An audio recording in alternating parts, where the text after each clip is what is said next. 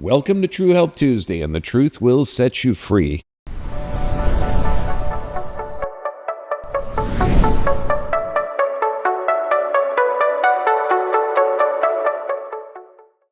Today is one of my favorite subjects, okay?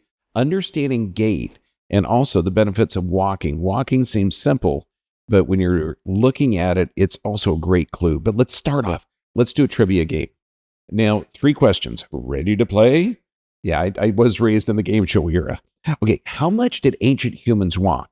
And realize that your body is designed based on the stress load and force loading of the last, 10, 20,000 generations. So how much did they walk? Take a guess. A, 1 to 2 miles a day, B, 3 to 9 miles a day, or C, 8 to 12 miles a day. How active were they? Make your choice. Okay, think of this. Between 3.7 to 8.6 miles, that's 16 kilometers per day.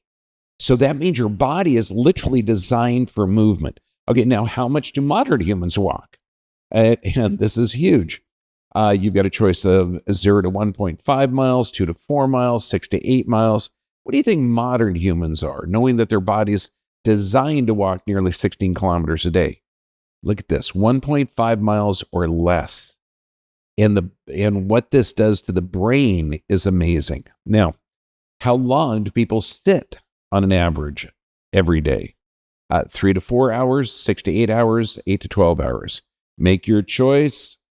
6 to 8 hours a day people are sitting. And when you think that sitting increased the pressure on the disc at the top of the pelvis, the L5S1, 5 times normal, this is literally compromising how your body functions. It's not just bad. Thank you very much for playing our trivia game. Now let's get into this. Okay, so when you're looking at an animal with 2 legs, it's called a bipedal gait. You got 2 parts in it. You can break it down to a bunch of different parts, but one, you're standing where the foot is in contact with the earth. The other, the leg is swinging. So you got a stance phase and a swing phase. You can break it up into heel strike, flat foot, heel off, toe off. There's a lot of different ways. And looking at gait is like detective work. It's kind of like Sherlock Holmes. And I look at gait on 100% of my patients. And we use gait to alter the brain function. Now, 2 of the major causes and pathologic causes, and this is, you can boil it down into 2 categories: neurologic causes and musculoskeletal causes. And when you look at this, musculoskeletal causes could be problems with the foot, the ankle, the hip. Antalgic means that the body is shifting off to the side to de-stress out the body. Now, I've had patients who've had frostbite and have had toes removed. A couple of people have been shot in the foot, and that'll alter the gait. So those are the mechanical distortions. Neurologic problems are huge. With stroke, hemiplegic means half of the body isn't working correctly. And I'm going to show some demonstrations of this. Now, diplegic, that means both halves are affected. Parkinson's gait, you're going to see a hyperflexed aspect. Ataxic gait, where you can't really move correctly. And all of these are clues to a dysfunction of the brain. Myopathic or waddling gait, okay, that could also be with the cerebellum. And neuropathic or the high-stepping gait or toe walking. So there's a lot of different gaits, okay, that are all clues to your physiology. Is it neurologic issues or musculoskeletal issues? Now, to correct this, it seems too simple. Number 1, if you're walking, your pelvis is going to be unstable. An unstable pelvis, and guess what? That pelvis houses half of the rest, digest, and repair. So an unstable gait means that this pelvis is going to be unstable, and that means you are going to have an issue with resting, digesting, and repairing. So you've got to stabilize the pelvis and figure out why that gait is present. Calf stretches, hugely important, because if there's a hypertonic state of that calf muscle, your gait, you're going to be lifting your feet higher than they should. Ankle weights to open up the knee joint, and then also leg swinging to change how the brain fires. Strengthen the intrinsic muscles of the foot. So now the foot is a spring, the way it's designed. Because remember, your body is designed to walk up to 16 kilometers a day every day. That wasn't a marathon. That was literally how you're designed. And then walking barefoot is so important, or to give your body the ability to use the foot the way it's designed.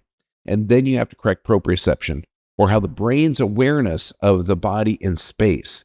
So by changing your walking, your gait, is you're changing the input into that brain. Hugely important. Now, if you have pain after walking, particularly pain in the feet, a great idea is to put moist heat on there. And moist heat penetrates, and just think, that foot is far away from your heart. And if you have a dysfunction of the calf, and the calf muscle is the soleus muscle, and that's called the pump. So putting heat on that is going to rush blood to the area and help the body heal. Now, you can also perform gas pedaling motion, which means 1 foot up, 1 foot down. And this is going to get the calves working correctly to allow fluid to flow down into that and fluid to flow away from it.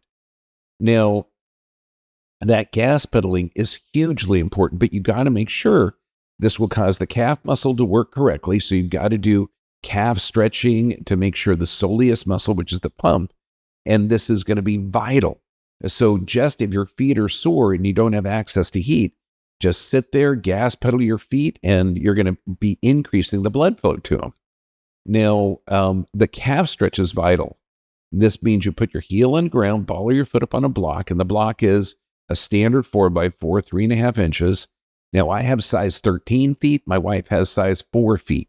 Okay. And we both can use this block, because I have so many patients that say the block's just too high. Can I cut it down? No. I mean, she's got feet this big. I got feet this big. Now, when I put good shoe as a high heel, this is completely altered biomechanics for a foot.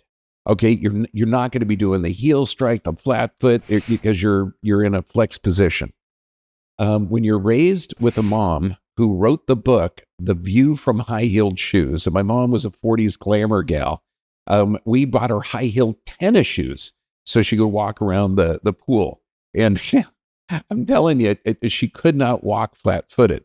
And my 5-foot-tall wife, really, I can't tell her to not wear high-heeled shoes. So you can wear high-heeled shoes with the caveat that you got to work the foot in a normal fashion. It's like I've got a lot of contractors that have to wear steel-toed shoes that limit the motion of their foot. Motorcycle riders, there's a lot of professions that you have to have altered movement of the foot. So just like the high-heeled shoes, and that's why I tell them, when you're done with your work or you're done walking in those high heels, you've got to get a shoe that allows the foot to move correctly. Now, and this is why walking barefoot on an uneven surface, because people will say, oh, I walk barefoot all the time, every day at the house. No, but on an uneven surface, preferably grass or dirt or hard sand, that sand next to the water, because the earth has an electronegative charge. So it has a grounding effect. So when your skin is in contact with it, it has an antioxidant effect. But also walking barefoot on this multi-textured uneven surface gets a huge amount of information up to the brain, and it's literally going to help the brain function. Now, when you're another benefit, I mean, it literally restores, because using the foot the way the foot's designed, you're restoring the function of the intrinsic muscles of the foot. This means cartilage distortion, bunion formation, all of this. Once you've corrected the nerve supply or the pelvic instability, the lumbar issues that could be a secondary component or a primary component to the altered foot mechanics, once you corrected that, using the foot the way the foot's designed helps the foot. Now, if the feet are too tender to walk outside, have them sit in a chair, or if you're flying in an airplane, or if you're, you can't go outside because it's snowing. What I want you to do is sit in a chair, bare feet. You put a towel on the floor and bend your leg more than 90 degrees. So your heel's on the floor, keeping the heel on the floor. You want to grab the towel and pick it up with your toes, and then go back down. Curl and lift, curl and lift. Now, this is so hard to do. And I have professional athletes, and I'm telling you, these guys are made of steel. They look like Greek gods. But doing this exercise wears them out. And I'd also recommend before you do this, if you start to get cramping, get a golf ball and roll it around on the bottom of the foot. That will also help break up adhesions. It's going to rush blood to the area and will help allow the normal motion of that foot. Now, office workers, anyone can do this. You can pick up pens, paper clips. If your partner is laying on the ground, you can pinch her, or whoever you want. This exercise is great for pain relief, but it also empowers the patient to restore their foot biomechanics. And so unless there's some kind of mechanical distortion where toes are missing or bones are fused or a significant trauma, the foot is a really good design. And when you can empower the patient to have them build those muscles and have the foot function correctly, it's huge. Now, footwear, extremely important because the vast majority of shoes, they have a thick heel, they have an arch support. It's limiting the ability of the foot to move correctly. Now, the best type of shoes have no arch support. They allow full range of motion of the foot. Those are the best. You're going to need orthotics if there's foot distortions only. That means if toes are removed, there's been fusions, there's been some type of altered mechanics or some type of brain issue that's completely compromised the foot. It's the only time I would recommend an arch support now or orthotic. Now, and this is going to be only malformed. Now, for the standard the standard foot, orthotics are generally eliminated once you restore the biomechanics.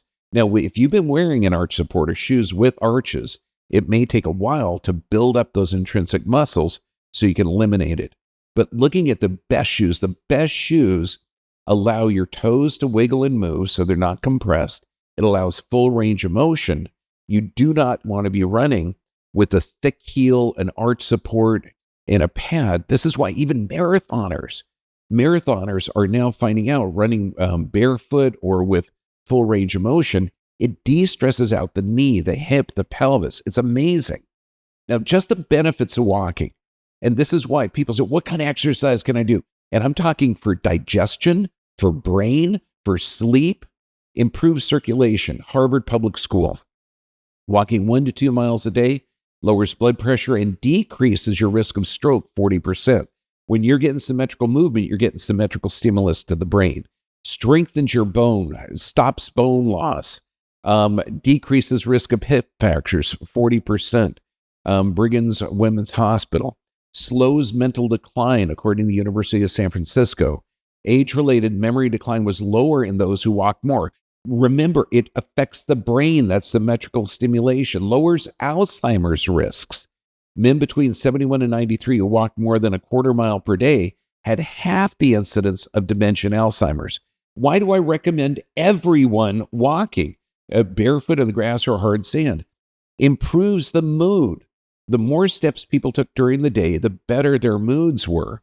Walking releases a natural painkiller called endorphins to the body.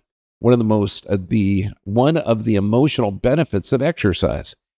California State University, Long Beach. It's amazing how fantastic walking is. And I mean walking symmetrically. It helps you live longer, according to the University of Michigan Medical School. Those who exercise regularly in their 50s and 60s, 35% less likely to die over the next 8 years than their non-walking counterpoints.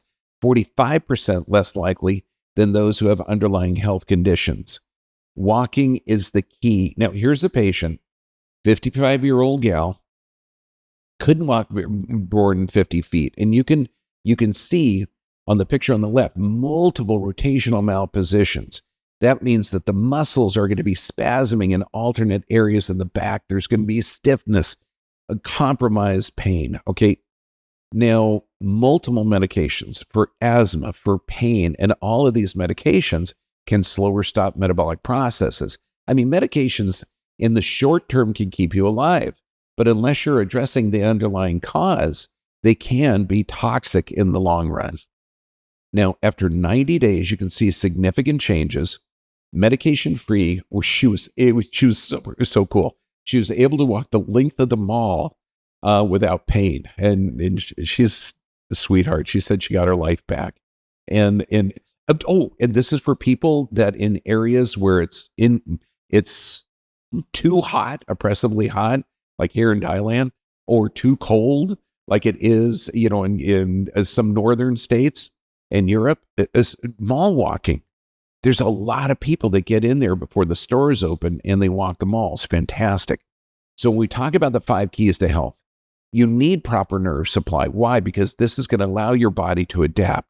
You need regular exercise. Walking is the best. Resistance is also fantastic. You need proper nutrition. You need sufficient rest, and you need prayer and meditation. Every study involving prayer and meditation changes. I mean, it literally increases healing. Now, make sure you post your questions down below. I'm going to get to as many of them as I can. God bless you. Stay healthy, my friends, and let's go out. Let's go walking together.